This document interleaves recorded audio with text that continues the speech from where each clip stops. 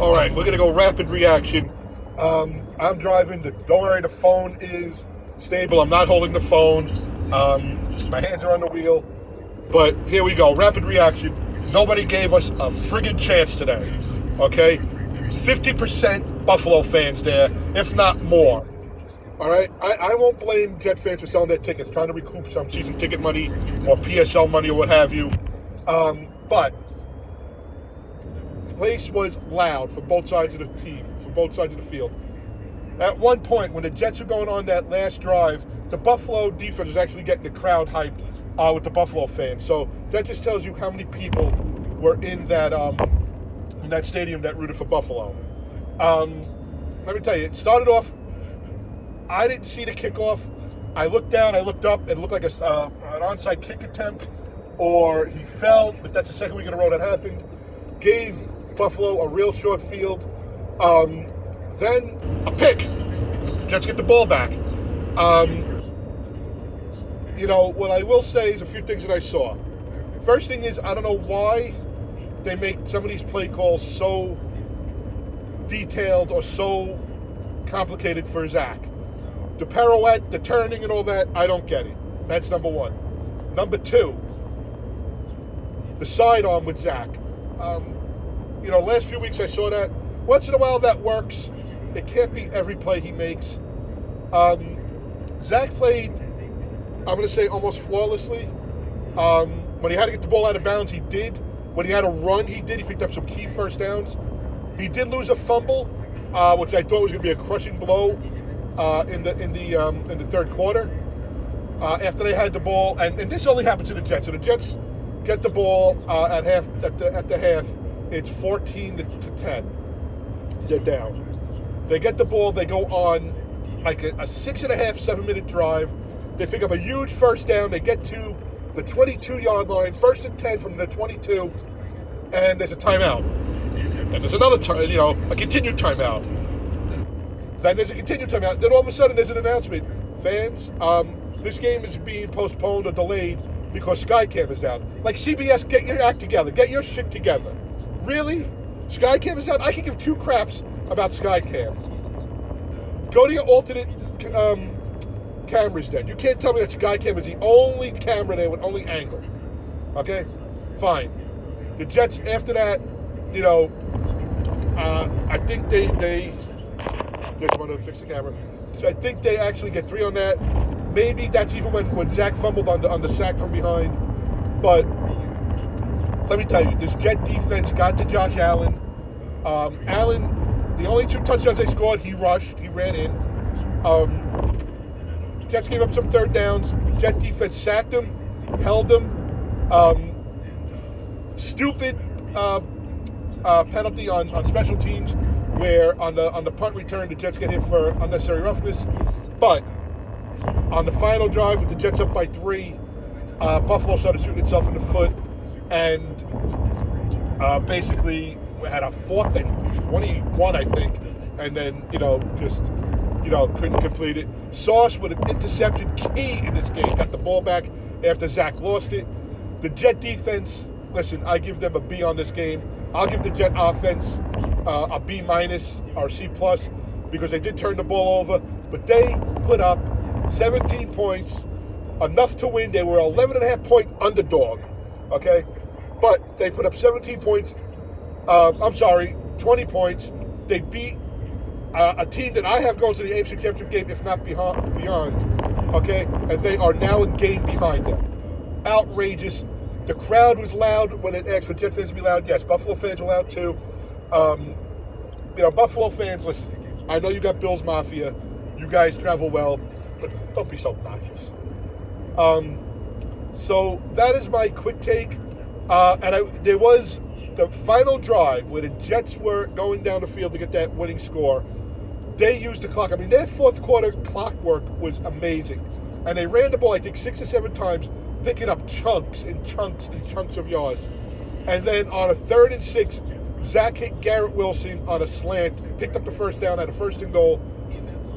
Zach got down to the 3, but the Jets had to settle for 3 points after that, and the Jet defense held on.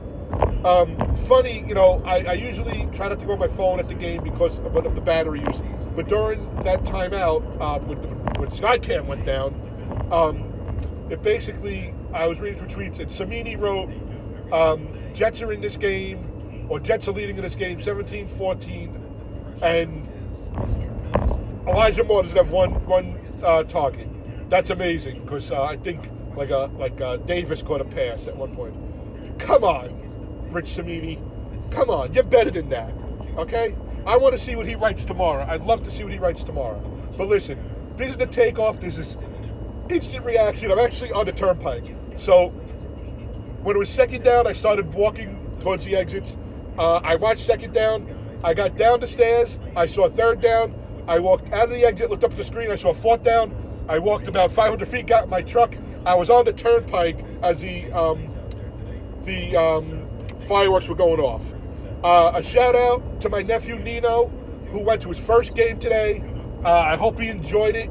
Dad and I, always talking about bringing our kids to the game. My girls have been coming. I know Dad is happy to bring you. I know you're spoiled with the tailgate you had today. I mean, they went, they went to a tailgate party with a DJ and TVs and whatnot. But Nino, I hope you enjoyed the game, buddy. Love you. And my brother Georgie, we finally beat Buffalo. We always say that damn Buffalo. Well, we did it. So this is the takeoff. Follow us. Like this video. Comment. We're on YouTube. The Jets Take Off. The YouTube channel is The Jets Take Off. It's called The Takeoff as well. You can Google it. Alex Parziali. Twitter, @The Jets Take Off is our Twitter handle. Email us, thejets_takeoff@gmail. And of course on Facebook, The Jets Take Off. Or I should say The Takeoff is the Facebook page. Again, rapid reaction. Listen, offense had to do enough. They did. Defense had to do enough. They did. Special teams had to do enough. They did. The one flaw, and the defense bailed them out, was that first kickoff. But the Jets beat the Buffalo Bills, an 11.5-point underdog at MetLife with about 40,000 Bills fans there. I was there. My buddies were there. My nephew was there. There were Jet fans there. Listen, this was just a good win. We go into the bye at 6-3. 6-3 after 9 games. We are 3 games above 500.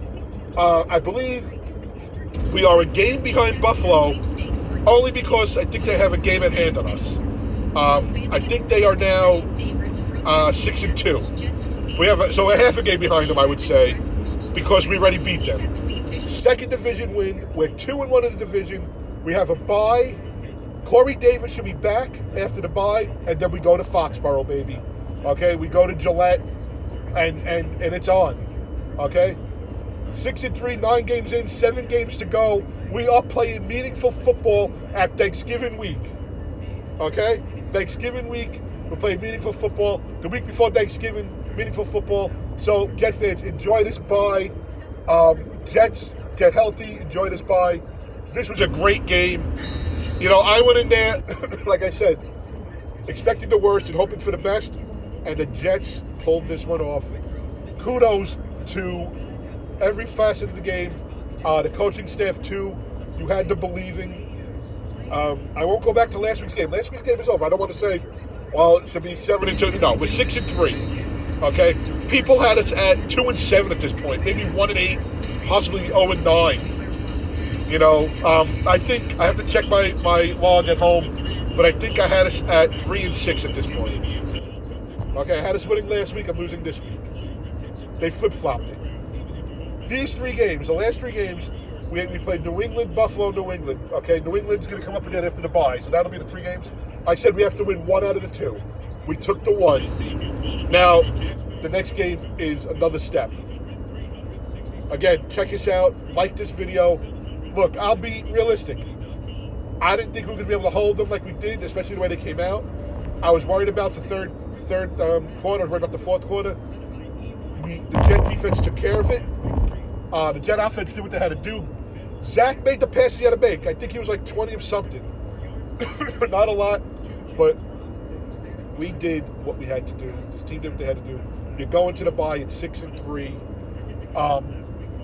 This defense right now is just is a defense you need to talk about. And I heard a lot of bad talk about Zach Wilson. Listen, last week my buddy George said unacceptable the way he played. This week, and I read this on Twitter also. Last week he couldn't get the ball out of bounds. He got the ball out of bounds this week. Last week he didn't when he scrambled. He didn't scramble for the first down. Today he did it twice. Picked up big yardage. Okay. Last week he had to make the plays. He didn't make the plays. He made the plays this week.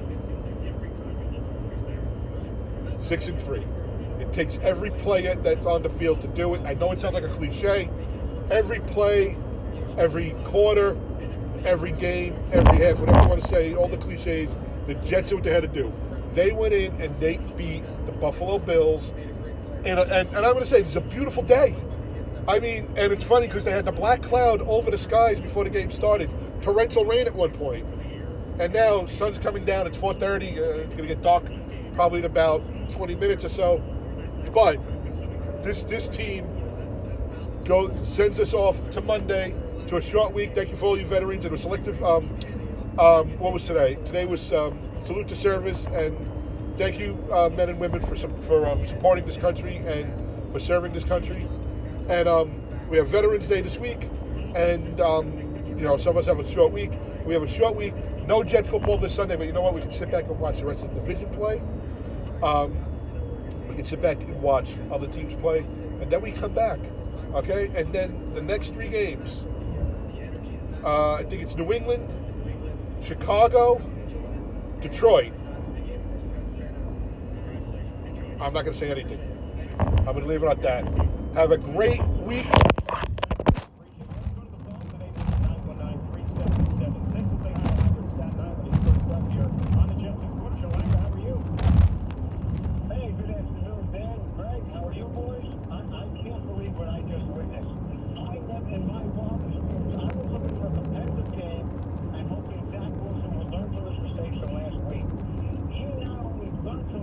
He played within the framework. He hit Mims on a big play on that time-consuming drive when they ran the ball. And Greg, like you said, the defense, this was one of the best defensive performances against the best team in the NFL with a quarterback like Josh Allen that I've seen in years from this team. And Reed and Gardner, with no disrespect to Revis and Cromartie, they're playing as good or maybe even a better level than they played. I'll tell you the truth, man. I am just ecstatic, and congratulations to them. The biggest play of the game to me was Wilson hitting Mims on that slant. He stood in the pocket, hit him in stride, and you know the rest of the story. No doubt about it, Ira. Thanks for the phone call. There were a lot of big plays. I mean, not just offensively. You go both sides of the football. I mean, everybody's got to contribute, of course. First of all, he was looking for a competitive game and no mistakes from Wilson. But they got. What do you think you got? This is what they did. There was a competitive football game, man. That's a good football team, Buffalo. The Jets proved they're a good football team, that they don't make mistakes. So they didn't make mistakes. So Ira got what he wanted. In terms of big plays, a lot of individuals made plays. Mims's play wasn't as big as I think Ira think it was. They're going to kick the field goal anyway. But when you look at plays down the stretch that Jet fans have watched for 15 years, and none of their players made those plays. Today, last week, Cleveland, I can start going over them. Individual players made great plays, and it's not because of coaching, it's because of those guys paying attention and being the athletes they are and being as hungry as they are. And there's been a lot of them this season, right? And that all adds up to why you're 6-3 after 9, going into a bye week with a chance to go 7-3 and to get back to the New England Patriots coming up in a couple of weeks up at Gillette Stadium. That's right. And the hardest thing to do is do it again. Right.